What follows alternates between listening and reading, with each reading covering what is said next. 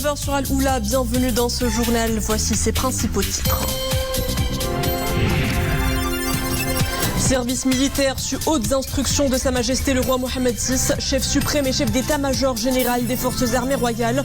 L'opération de formation des appelés au titre de l'année 2022 démarre officiellement. Nous irons au 3e centre de formation des appelés de Ben Guerir.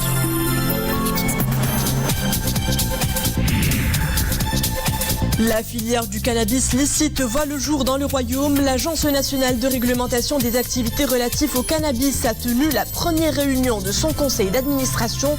Arsenal juridique, mission de la nouvelle agence. Nous ferons le point. Alors que la variole du singe prend de l'ampleur dans plusieurs pays et au moment où l'OMS s'en tient à une posture prudente, le Maroc annonce son premier cas. Le ministère de la Santé et de la Protection sociale le rassure sur l'état de santé du patient. Contagion, prise en charge et guérison, nous en parlerons avec le docteur Taïeb Hamdi, médecin et chercheur en politique et système de santé. Bonsoir. Le porte-parole du Palais Royal a annoncé aujourd'hui la naissance dans le foyer de son Altesse Royale, le prince Moulay Rachid, d'un nouveau-né que Sa Majesté le roi Mohammed VI, que Dieu l'assiste, a baptisé du nom de son Altesse, le prince Moulay Abdeslam. Le porte-parole du Palais Royal a le plaisir et l'honneur d'annoncer au peuple marocain que Dieu, le donateur gracieux, a comblé mercredi 1er Dhul-Qaïda 1443 de l'Hégire, correspondant au 1er juin 2022, son Altesse royale, le prince Moulay Rachid, d'un nouveau-né qui a égayé l'illustre famille royale. En cette heureuse occasion, le porte-parole du Palais Royal présente à Sa Majesté le roi Mohammed VI que Dieu le glorifie, ses sincères félicitations et ses vœux les meilleurs, ainsi qu'à son Altesse royale, le prince Moulay Rachid, et à son épouse, son Altesse royale, la princesse Lalla Kultoum. À l'occasion de cette nouvelle bénie, au cours de laquelle les différentes composantes du peuple marocain partagent la joie et le bonheur de Sa Majesté le roi, que Dieu le préserve, et de l'illustre famille royale, nous implorons le Très-Haut de perpétuer sur Sa Majesté le roi, que Dieu l'assiste, les bienfaits de la gloire et de la grandeur, de lui accorder santé et longue vie, de remplir les jours de Sa Majesté de joie et d'allégresse, et de le combler en les personnes de son Altesse royale, le prince héritier Moulay Hassan, de son Altesse royale, la princesse Lalla Khadija, royale, le prince Moulay Rachid, et de l'ensemble des membres de l'illustre famille royale. Dieu l'audion exauce les vœux de ceux qui l'implorent. Et en cette heureuse occasion, l'ensemble de la famille de la SNRT, Société nationale de radiodiffusion et de télévision, présente à Sa Majesté le roi Mohammed VI ses sincères félicitations et ses vœux les plus déférents, ainsi qu'à son Altesse royale, le prince Moulay Rachid, à son épouse, son Altesse royale, la princesse Lalla Kultoum, et à l'ensemble de la famille royale. Service militaire au titre de l'année 2022 sur hautes instructions de Sa Majesté le roi Mohammed VI, chef suprême et chef d'état-major général des forces armées royales. L'opération de formation des appelés a débuté dans les 4 coins du royaume après celle de sélection et d'incorporation des jeunes concernés dans les différents centres dédiés à cet effet. Amina Allam, Tassim Bilavo Zawi et Nisrina Ousdar. Nous sommes au 3e centre de formation des appelés de Ben Guerir. Après le tout premier contact de ces jeunes candidats avec le monde de l'armée, l'opération de formation démarre officiellement. Une formation multidimensionnelle, ponctuée de diverses actions de terrain. La formation se décline en 3 étapes essentielles. La première est liée à une formation purement militaire qui s'étale sur 4 mois, suivie d'une formation professionnelle de 6 mois, où les appelés reçoivent des cours dans divers domaines selon les spécialités choisies. La 3e étape est relative aux exercices pratiques. Le service militaire permettra aux conscrits de développer les valeurs de citoyenneté, le goût de l'effort, le sens de la discipline et le respect des symboles de l'État. Ils entament la mission avec enthousiasme et beaucoup d'engagement. Nous avons répondu à l'appel de la patrie pour acquérir une solide formation militaire, mais aussi pour renforcer notre sens de l'engagement.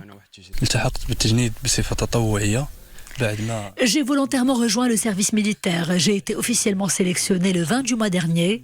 J'en suis heureux et fier. C'est une chance que je n'ai pas hésité à saisir pour favoriser mon intégration dans le marché de l'emploi. Durant leur formation, les appelés perçoivent une indemnité et une solde mensuelle exonérée d'impôts, des sommes exemptes aussi de tout prélèvement. Dans l'actualité également, le Conseil de gouvernement à l'ordre du jour, une série de projets de décrets adoptés, à leur tête celui relatif au contrat du partenariat public-privé en ce qui concerne les collectivités territoriales, leurs groupements ou les personnes morales de droit public relevant de ces collectivités. Un projet de décret relatif au comité permanent chargé des projets de ces partenariats public-privé a également été adopté. L'exécutif a par ailleurs approuvé le projet de décret relatif à la suspension des droits d'importation applicables à certaines graines, oléagineuses et huiles brutes. Un texte de loi qui vise à faire face à la conjoncture actuelle marquée par une hausse importante des prix des matières premières et son impact sur le prix de vente des huiles de table les plus consommées. Le gouvernement annonce avoir décidé de suspendre les droits d'importation applicables aux graines oléagineuses brutes de tournesol, de soja et de colza, et ce à compter de demain, 3 juin 2022. Autre dossier sur la table de l'exécutif, la détection du premier cas confirmé de variole du singe au Maroc. Le ministre délégué chargé des relations avec le Parlement, porte-parole du gouvernement, a indiqué que ce premier cas fait actuellement l'objet d'une surveillance minutieuse de la part des autorités marocaines. Moustapha Baïtsas a fait savoir que les cas contacts ont subi des analyses de laboratoire en application des mesures sanitaires préventives. La première réunion du conseil d'administration de l'Agence nationale de réglementation des activités relatives au cannabis s'est tenue aujourd'hui à Rabat sous la présidence du ministre de l'Intérieur Abdouafil Ftit, et ce en application des dispositions de la loi 1321 relative aux usages illicites du cannabis. L'agence assure la mise en œuvre de la stratégie de l'État dans le domaine de la culture, de la production, de la fabrication, de la transformation, de la commercialisation, de l'exportation du cannabis et de l'importation de ces produits à des fins médicales, pharmaceutiques et industrielles. L'agence est chargée aussi de réglementer et d'assurer le suivi et le contrôle de l'ensemble des opérations relatives au cannabis et à ses usages licites, conformément aux engagements internationaux du Royaume. Elle veillera à l'organisation et au développement des différentes étapes de cette activité, de la production des semences jusqu'à la commercialisation du produit final.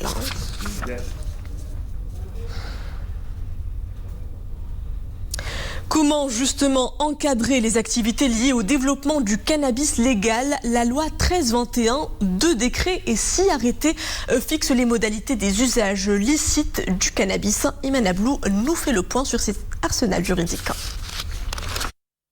Un écrin licite a une production jusque-là prohibée.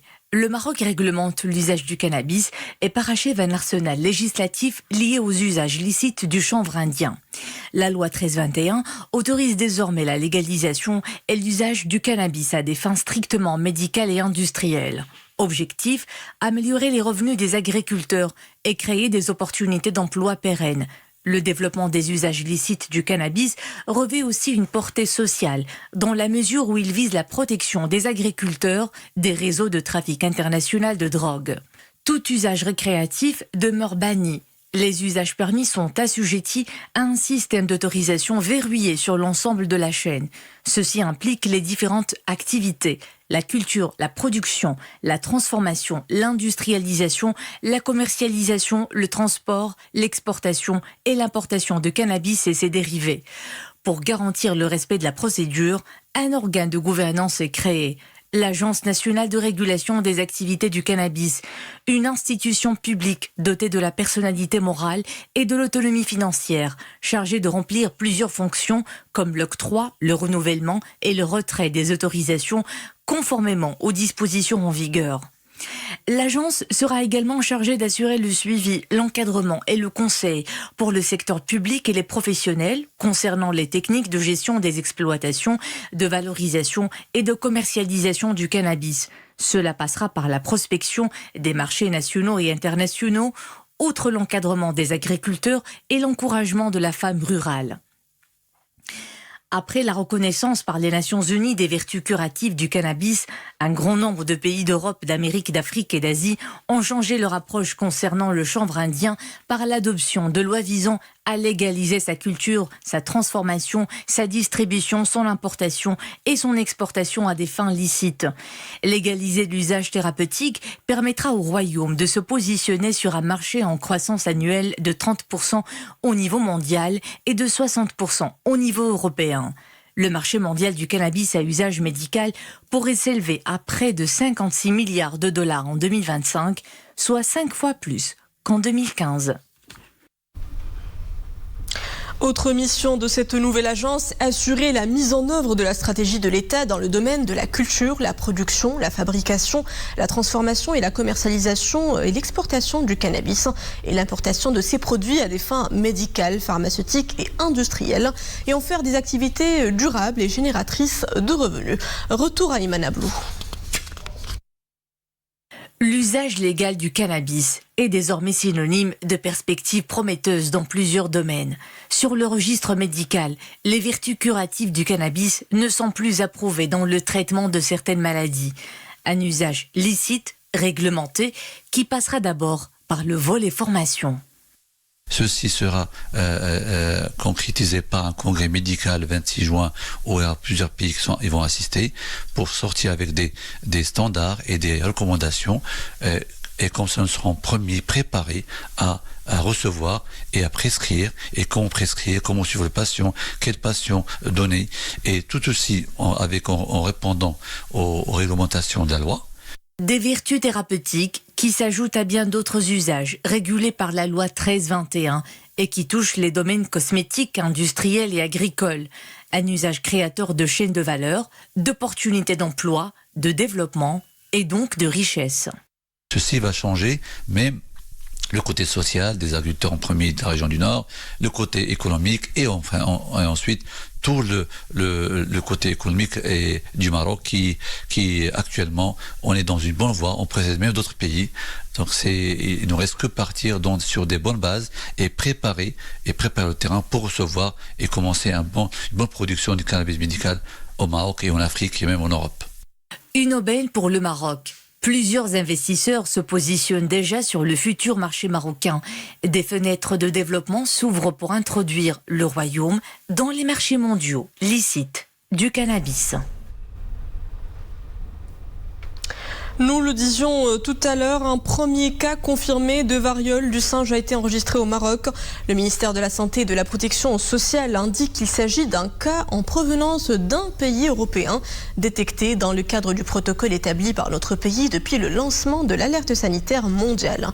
Le ministère de tutelle rassure que l'état de santé du patient est stable et ne suscite pas d'inquiétude.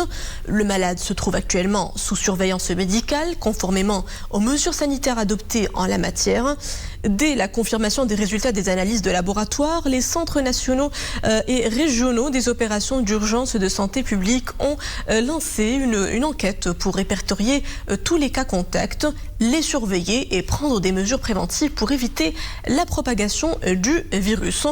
Jusqu'à présent, ces cas contacts n'ont montré aucun symptôme. L'Organisation mondiale de la santé a été avisée au sujet de l'état de provenance du cas enregistré. Le ministère de la Santé et la Protection sociale affirme qu'il continuera à communiquer avec l'opinion publique nationale sur les développements de la situation sanitaire. Un premier cas donc importé de variole du singe sur notre sol. Le virus s'étend de par le monde, des centaines de cas. Sommes-nous à la veille d'une nouvelle épidémie? L'OMS se veut prudente et de nombreux pays, dont le Maroc, se sont pressés de prendre des mesures urgentes pour endiguer ce mal. On fait le point sur ce dossier avec le docteur Taïeb Hamdi, chercheur en politique et système de santé. Docteur Hamdi, bonsoir. Bonsoir. Alors, faut-il craindre une nouvelle épidémie? Jusqu'à présent, dans le monde, il y a des cas, c'est vrai qu'il y a des cas qui sont éparpillés un peu partout dans les pays du monde. C'est vrai aussi que les cas détectés ne reflètent pas nécessairement la réalité des vrais cas qui sont enregistrés. Et c'est vrai aussi que dans les semaines à venir, avec les voyages, avec l'été, avec les festivités, il y aura plus de cas. Ceci dit, les experts à travers le monde ne s'attendent pas vraiment à une explosion de cas de la variole du singe, du fait que nous connaissons le virus depuis 70 ans. On sait que la transmission interhumaine, il est très ralenti. Ce qui nous inquiète actuellement, c'est plutôt pourquoi ce virus a, d'une manière soudaine, a explosé en quelques semaines, et on a des éléments de réponse. Donc, il faut être rassuré et rester vigilant. Et docteur, dès que nous avons un cas confirmé, comment se déroule la prise en charge ? Alors, dès la confirmation d'un cas positif, il faut d'abord l'isoler. L'isoler, d'abord parce que c'est une mesure épidémiologique, pour casser, pour briser la chaîne de transmission, pour ne pas laisser la chance au virus de se transmettre, de se propager à d'autres personnes, mais aussi pour prendre médicalement en charge la personne qui est positive, même si la maladie chez les jeunes qui sont en bonne santé, généralement, il se rétablit d'une manière spontanée. Mais il faut prendre en charge ces patients et il faut surveiller les patients, il faut faire le bilan jusqu'à guérison. Aussi, après, il faut tracer les contacts et faire le nécessaire, les analyses nécessaires avec les personnes contacts. Et justement, on parle aussi de contagion. Par quelle voie se transmet la variole du singe ? Alors, la variole du singe, ça se transmet généralement, normalement, de l'animal vers l'homme. C'est donc la transmission zoonotique, mais aussi de l'être humain à l'être humain de différentes manières. Soit après un contact intime avec les lésions cutanées d'une personne qui est infectée, soit par voie respiratoire. Mais là, il faut vraiment un contact très rapproché et pendant 2 heures ou 3 heures ou plus pour être infecté, soit en échangeant la literie ou les habits personnels avec quelqu'un qui est infecté, bien sûr, comme on l'a dit, soit bien sûr d'une manière indirecte si on ne respecte pas les mesures d'hygiène basales. Et qu'en est-il du suivi des cas contacts ? Est-ce qu'ils font aussi l'objet d'isolation ? Dès qu'un cas positif est confirmé, il faut tracer les cas contacts. Alors, les cas contacts, il faut les tracer et surtout, bien sûr, les analyser et isoler les cas qui ont été en contact avec la personne. Il y a même, pour faire les analyses nécessaires, pour faire le suivi nécessaire, mais aussi on peut vacciner. Il y a des vaccins qui sont disponibles, qui sont efficaces contre la variole et donc efficaces contre la variole du singe, qui peuvent être donnés aux personnes qui ont eu des contacts, mais vraiment à risque, c'est-à-dire soit des professionnels de santé qui ont examiné le patient sans prendre les précautions nécessaires, soit des personnes qui ont eu un contact très intime avec la personne infectée. Docteur, on sait que la maladie est sortie de son foyer initial, une apparition soudaine au même moment et dans une trentaine de pays. Comment, du jour au lendemain, ce virus réussit à se propager scientifiquement ? Comment une telle expansion était possible ? Justement, c'est la question la plus inquiétante de toute l'histoire. La maladie en elle-même ne se transmet pas facilement. La maladie en elle-même n'est pas très grave, n'est pas très létale chez les personnes, chez les jeunes et les personnes en santé. Donc, la vraie question qui inquiète, c'est pourquoi ? C'est justement cette question, pourquoi d'un jour à l'autre ? Alors, on se pose la question, est-ce que le virus a connu des mutations qui ont permis cette facilité de transmission ? Les études jusqu'à présent génomiques et la diffusion du virus, c'est peu probable qu'il y ait un problème de mutation. Est-ce que c'est un problème d'immunité de l'espèce humaine ? C'est peu probable. Mais l'explication la plus plausible, c'est qu'il y a un événement ou des événements superpropagateurs, qu'on appelle ça superpropagateurs, c'est-à-dire des événements qui ont rassemblé des gens et avec des contacts intimes qui sont venus de plusieurs horizons et d'un seul coup, donc, ils sont en train d'éparpiller le virus à travers les quatre coins de la planète. Mais c'est une maladie qui se transmet difficilement, donc on arrivera à casser les chaînes de transmission dans les semaines ou les 2-3 mois à venir. Donc en attendant de casser la chaîne de transmission, comment nous protéger, docteur ? Alors se protéger, premièrement, c'est être bien informé. Quelqu'un qui a de la fièvre, qui a des douleurs articulaires, qui a de la fatigue, qui a des symptômes cutanées, qui a des lésions sur la peau, il faut consulter. C'est ça la veille sanitaire. Deuxièmement, il faut respecter les mesures d'hygiène. Il ne faut pas échanger les choses personnelles avec d'autres personnes. Il faut garder une certaine distanciation, l'hygiène des mains. Et surtout, il faut consulter dès qu'on a des symptômes. Et les médecins savent faire la différence entre cette maladie et d'autres maladies. Et donc, faire le diagnostic et faire les analyses nécessaires. Donc, les mesures d'hygiène de base sont très suffisantes pour nous protéger et laisser les autorités sanitaires chercher la cause exacte pour éradiquer cette rodine, mais pour freiner la propagation de ce virus à travers les pays du monde. C'est bien clair. Dr Hamdi, chercheur en politique et système de santé, merci pour tous ces éclairages. Je rappelle que vous étiez en direct avec nous depuis l'Arrache.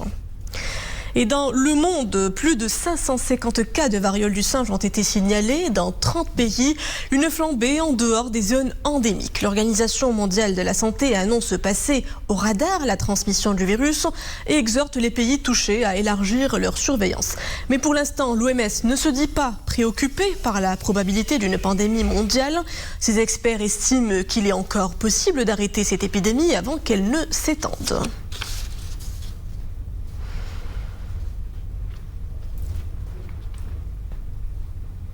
Autre maladie infectieuse qui continue de sévir dans notre pays, le Covid. Le nombre des malades progresse toujours. 399 nouvelles infections enregistrées pendant ces dernières 24 heures. Les cas actifs grimpent à 1950. 8 cas sévères sont recensés ces dernières 24 heures. Pourtant, le total à 23. Et un seul décès à déplorer.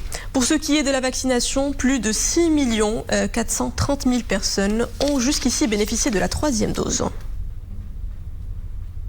Les plus nocturnes parmi vous l'ont sans doute suivi. La rencontre amicale Maroc-États-Unis s'est malheureusement soldée par la défaite du 11 national, 3-0. Retour sur les temps forts de ce premier match préparatoire pour le Mondial 2022 avec Boubkar Rabret.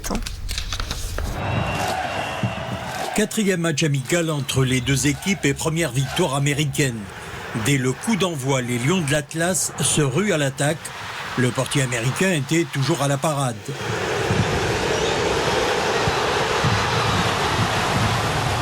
20 minutes de jeu. Première occasion des Stars and Stripes. Le ballon est repoussé par Bounou. 26e minute, Aronson Brandon ouvre le score. 1-0 pour les Américains. 6 minutes plus tard, Tim Weah double la mise. Menés 2-0, les Lions de l'Atlas réagissent par quelques occasions nettes de scorer. 64e minute, nouvelle occasion pour les Américains. Essai sur penalty, transformé par Haji Wright. Le résultat est difficile pour nous, mais dans le contenu, c'était pas aussi mauvais parce qu'on avait pas mal d'occasions. On a raté même penalty. Peut-être cette défaite, il nous donnait un petit peu plus de réalité et objectivité vis-à-vis Coupe du Monde. Coupe du Monde, c'est autre chose. Première fois qu'on joue avec une équipe extérieure d'Afrique. Plus qu'un quart d'heure à jouer, les Lions de l'Atlas s'offrent une nouvelle occasion de réduire l'écart sur penalty. Selim Amllah échoue. Des milliers de Marocains ont fait le déplacement des différents États américains et du Canada pour supporter les Lions de l'Atlas. Prochain adversaire avant le mondial, l'Afrique du Sud, toujours en amical, pour remettre de l'ordre dans l'équipe. Et ça sera le 9 de ce mois à Rabat.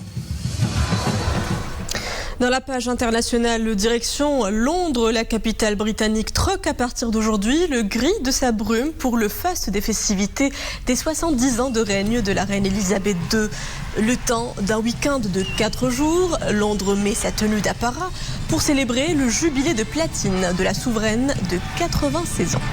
Vous le voyez dans ces images, les drapeaux tricolores ornent toutes les principales artères de la ville. Des célébrations qui démarrent aujourd'hui par une parade militaire qui célèbre traditionnellement l'anniversaire de la reine, mettant au diapason 1400 soldats, 200 chevaux et 400 musiciens. Une commémoration inédite. La reine Elisabeth II règne depuis 70 ans et 4 mois, dépassant de loin son ancêtre, la reine Victoria, qui avait régné 63 ans, 7 mois et 2 jours.